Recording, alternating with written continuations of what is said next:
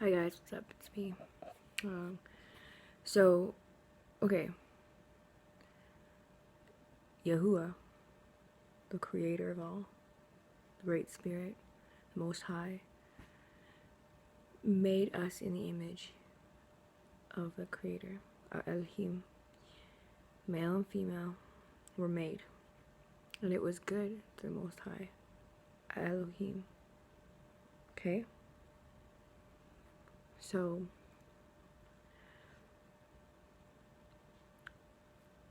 male and female were to be together and to inherit the earth, to have children and families and everything.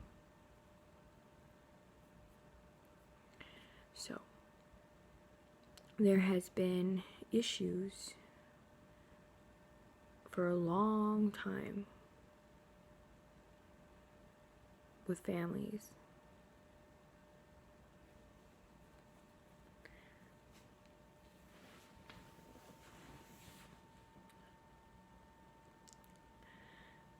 A female has a lot to bring to the whole atmosphere. So the Most High would be representation of that masculine, the seed per se, and Mother Earth being that representation of the egg.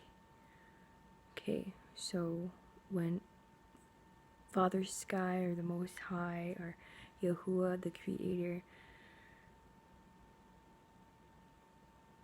put his spirit on the breath of life on the earth,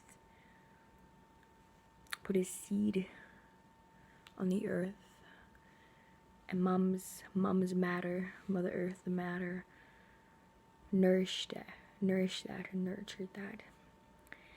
And we as man and woman became representations, images of that, the male and female. The male carrying the seeds in their testicles, and the females carrying the eggs in her womb. Okay, so she nurtures everything else after the seed is there. Everything else inside her womb takes care of the rest of it, helps it to grow, feeds it, and everything is the physical manifestation of that. And she bore that baby. It grows into a baby, a human, and comes out. So that is direct. Everything you see in life, animals and everything, that males and females making life. Okay, there's even female and male plants. So this is not what I was really going to initially talk about, like not to this extent. I was making a video. It's funny, it was interesting. I was going to make a video about masculine and feminine. And there was something else I wanted to say, but I forgot, but my video got cut off, like, very quickly. And then I went to watch something, and then all of a sudden this guy was talking about the male and the female, which is really funny, I thought, but about family and all that kind of stuff, and I was like, yes, I know that. That's something else I wanted to talk about. But there was one other thing that was important, which I feel like it'll come to me later. I'll just have to make another part to this when it comes to me, but that I wanted to talk about when it comes to masculine and feminine human beings and stuff, and energies and all that kind of stuff. But anyways,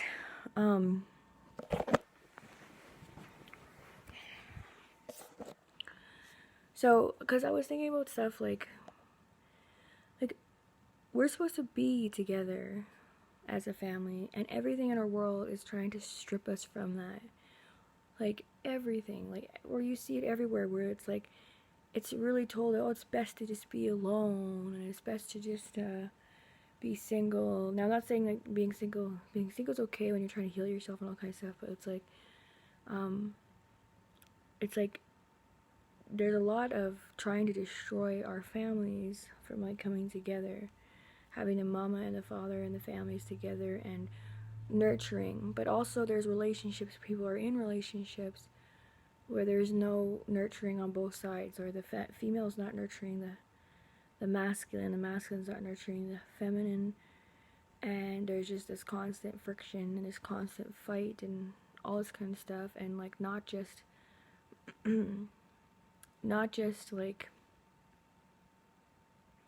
between like parents, but it's like between family, like mothers and their sons, and then daughters and their fathers, and mothers and their daughters, and so on and so forth, you know, and even between siblings. Like, it's not the way it's supposed to be.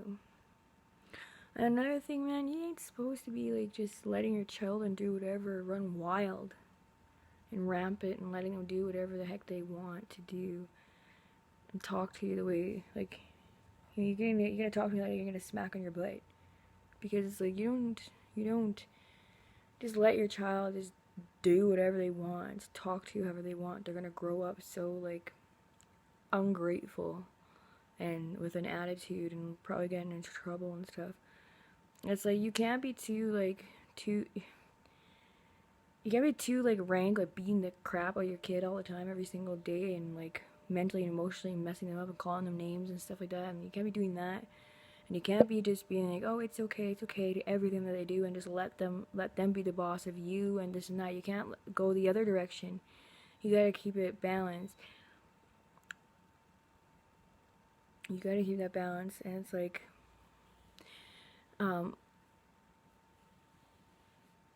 but it's like you do more so like you give them a spank every once in a while. It's not like you spank them every day or every couple of days or whatever. But it's like if they're not listening enough, then maybe give them a spank. Be like, hey, smarten up here. You can't be doing that or whatever, you know.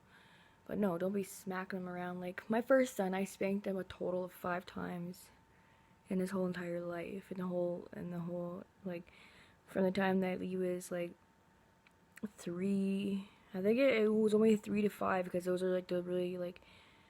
Those were the really tough times where I had to give him a spank every once in a while, because like one time he ran out of the house and like went so far I didn't know where he was, and that freaked me out. So I gave him one big spank and I said, don't you ever do that again. And he never did. So stuff like that, right? Like and like also like I'm not saying I'm like some perfect parent here. I've screwed up with my kids. My first kid's still mad at me with stuff. Like I have to wait till he's ready to see me, but like I'm not perfect. But I've lived 2 extreme lives. I've lived 2 extreme lives. I know the consequences of both 2 extreme lives.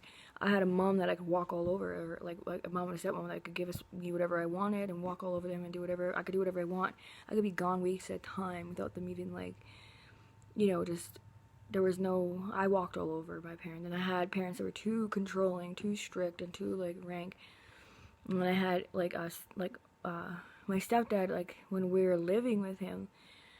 When we were living with him when we were younger, he was very like he's super controlling. Like he beat the crap out of like my mom and my brother and all that kind of stuff, and like he was rank, right? Because like he was that controlling and all that kind of stuff. So like I've seen the spectrums of different ways, and I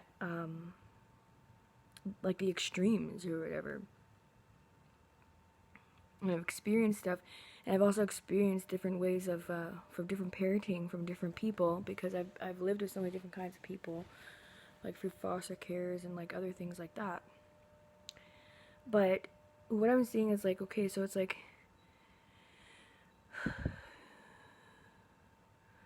I like to sit and explain. Like my son right now, my second one is a little difficult, because my first one would listen to me when I would explain to him the reasoning why I was mad, or why I gave him a punishment, or why I took away something, or why I spanked him, and so on and so forth. I would explain myself. Because when I was growing up, I would get in trouble a lot of times, but my parents wouldn't really come and sit and talk to me and explain to me everything of why they were doing what they were doing, right? So you're kind of getting in trouble, but you don't know why, right? To a degree, like you kind of know, but you don't know, like, you know. But anyways, I like to sit down and communicate. I like to communicate why this is happening, why I did what I did, and what I want them to learn from it, and so on and so forth. And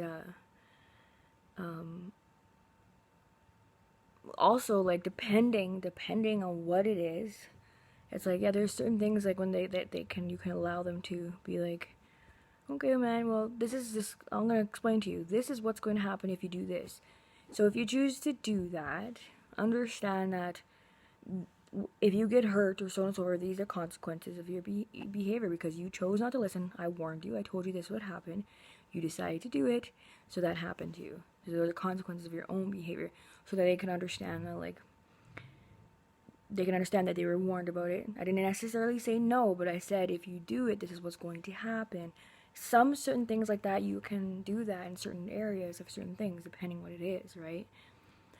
Other things you have to clearly say no to. No, like, there are certain things, right? Then there's boundaries and all that kind of stuff. Like, I don't know why, like, I just went off on that too, but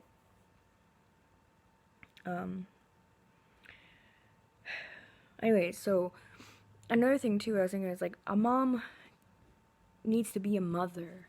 She needs to play her role.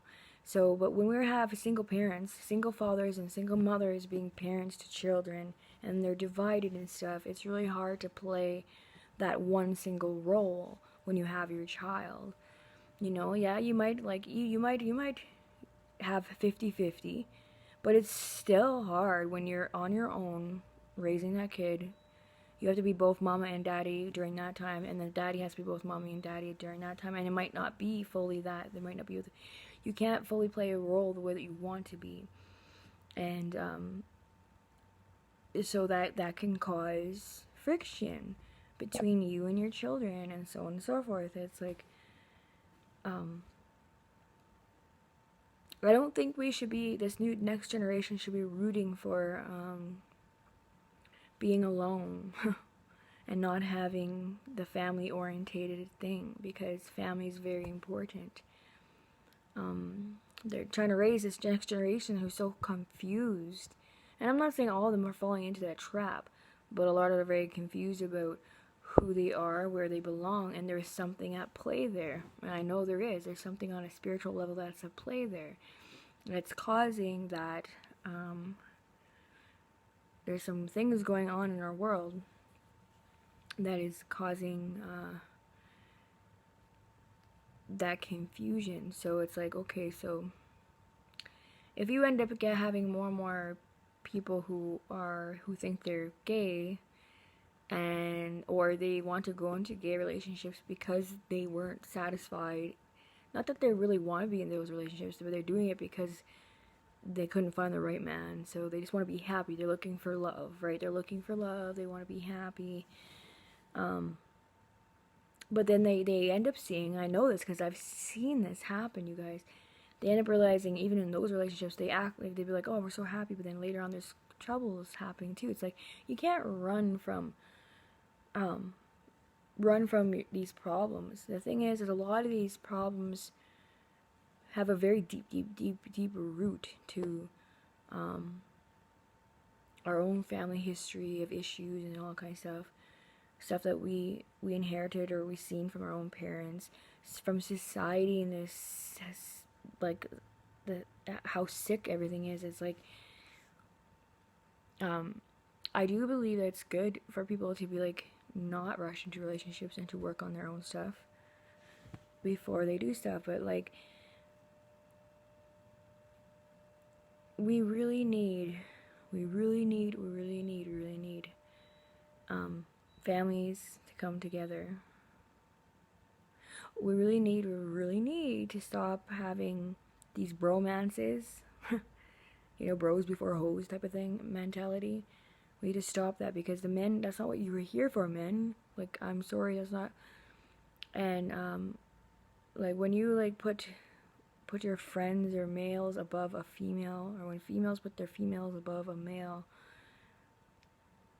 that's not what we're here to do. Like, it's like, I get it. Females understand females better, males understand males better, but you have to have two become the one. The two have to become the one. The male and the female have to become the one here. So the male and the female have to come together, work together, decide together, raise together, nurture together, teach together, all that kind of stuff.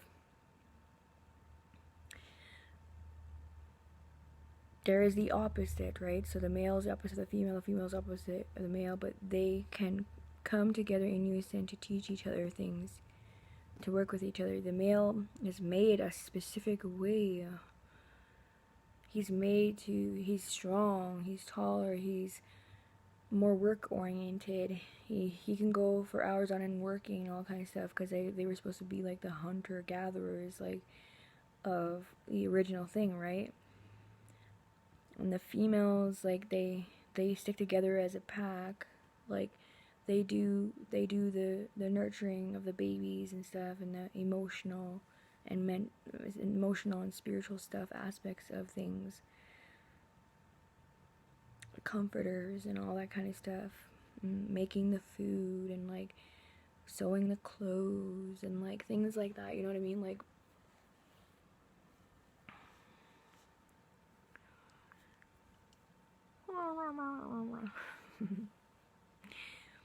I used to always think too that like, you know, that like in each person there's the male and female aspects too. I used to always think that women were just they're very spiritual and stuff like that, but they also have their masculine side to them too. So they're more of the female side, but they do have some of the masculine aspects to them, as do the males and stuff. So back in the day, you would see there would be a lot of female oracles, or whatever you want to call them. A lot of female people who were connected to the Great Spirit, the Most High, and they would get that wisdom from the Ruach HaKodesh, which the Ruach HaKodesh is a feminine aspect of the Most High, which is the spiritual feminine aspect of the Most High. Okay, that female side, because the Most High both, again, has masculine and feminine, just as the Mother Earth would have both. Okay, you guys, so that would, the Ruach HaKodesh would be the spiritual feminine aspect of the Most High that comes and gives wisdom and understanding to the things of the Spirit. Okay, so males can be spiritual too, right? Like, there's the prophets and prophetesses and, oh, sorry, my phone's gonna die. Prophets, prophetesses, all that kind of stuff, right? But the thing is like, I read the Bible and I believe everything about Yahuwah and all that kind of stuff, but I know that, like, not everything is there, not everything is clear, because things have been worded a certain way in the Bible that would make you look at it a different way. And I noticed that the Bible had recently changed, because when I read the Bible a few years ago, I remember everything being the Ruach HaKodesh, the Holy Spirit, was represented as the female aspect of Yahuwah. And now it says he everywhere I read. I'm like, no, that's not. That's what I mean, that something's going on here, something's at play here. Because there's the fruits of the Spirit, and then there's the fruits of Hasitan. So there's forces and powers and principalities and all that kind of stuff, of the negative and evil, and then of the good, right? And of the positive. So there's this battle, because one wants to overtake the other. It just is what it is. It's like, and the thing is we've been like, we already know that the positive is going to win now, because it already has. It's just in the process of taking out all the deceptions and the wicked and everything. But like, but evil and the principalities of evil and Hasitan have been running for a long time now, and his time is up, because the Most High works in perfect balance. So like, and cycles and everything like that, and so there's only allowed a certain time frame for this shenanigans to be like going on before it all gets set right. So, oh, excuse me, get what I'm saying? So I went off on a big spiel here, because like, I'm kind of frustrated, because what I originally wanted to say, not that this stuff is like, maybe this isn't supposed to be said now, the stuff that I originally wanted to say, I was making a video and then my video just all of a sudden turned off. So, and then I forgot, and then I had to deal with some other stuff. So then I forgot what I was originally going to post about. There was something else, but I got most of what I wanted to say, but there's still a piece that I was missing. But anyways, I hope it comes on it later so I can make another video about it. Anyways, love you guys. Bye.